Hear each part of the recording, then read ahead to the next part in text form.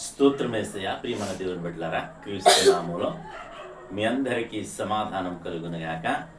ఆమేన్. ప్రతి దినము దేవుని వాగ్దానమని ఆత్మీయ శక్తి కార్యక్రమంలో మిమ్మల్ని ప్రేమపూర్వకంగా ఆహ్వానిస్తున్న దేవుని బిడ్డలారా, ఎలా ఉన్నారు? బాగున్నారా? ఉదయాన్నే లేచారా? ప్రార్థన చేసుకున్నారా?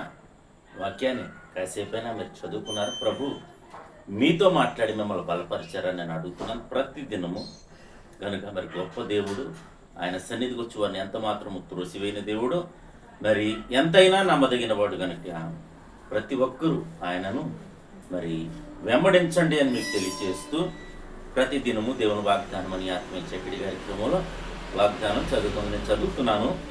ఆది కాండము 18వ అధ్యాయము 14వ వచనం 14వ వచనం.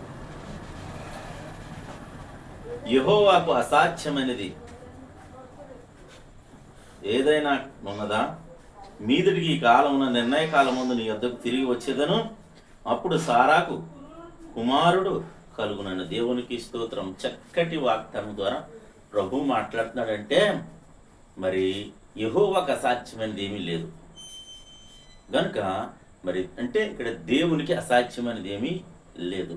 అక్కడ చూసినట్లయితే అబ్రహాము జీవితంలో మరి ఆశీర్వాదం లేదు. ఆశీర్వాదం లేదు అని అంటే తనకి ఆశీర్వాదం ఐశ్వర్యం బోల్డుంది, అయినప్పటికీ మరి నిజమైన మరి ఆనందం లేదు.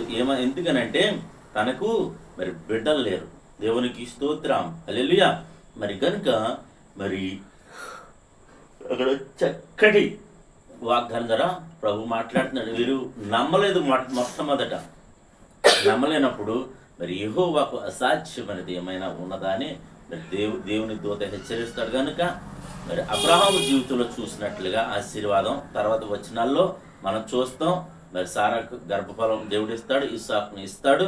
అలాగే ఈ దినం మనం తెలుసుకోవాల్సింది ఏమిటనంటే మన జీవితాల్లో కూడా ఆశీర్వాదం లేకపోయి ఉండొచ్చు. మరి ఎంత శ్రమ పడినా ఫలితం లేకపోవచ్చు, అలాగే బిడలు లేకపోవచ్చు, మరి అలాగే ఉద్యోగం లేకపోవచ్చు, వ్యాపారాల్లో నష్టాలు కలగవచ్చు, ఇంకా నా బ్రతుకు ఇంకా అయిపోయింది అనుకున్న స్థితిలో అబ్రహామును దీవించిన దేవుడు ఈ దినం అయిపోయింది, అంతా అయిపోయింది అనుకున్న స్థితిలో కూడా దేవునికి అసాధ్యమైన ఏది లేదు అని ఒకవేళ నువ్వు నమ్మగలిగితే నీ జీవితంలో సమస్తము సుసాధ్యము చేసి నిన్ను దీవించి హెచ్చించి ఉన్నతమైన స్థానానికి దేవుడు నడిపిస్తాడని నీకు తెలియజేస్తూ, వ్యాధి బాధల శోధనలో అన్నీ కూడా తొలగిస్తాడని నీకు తెలియజేస్తూ దేవుడి మాటలు దీవించును గాక. ఆమెను ప్రార్థన చేసుకుందాం. స్తోత్రము తండ్రి, వందనాలు యేసయ్యా.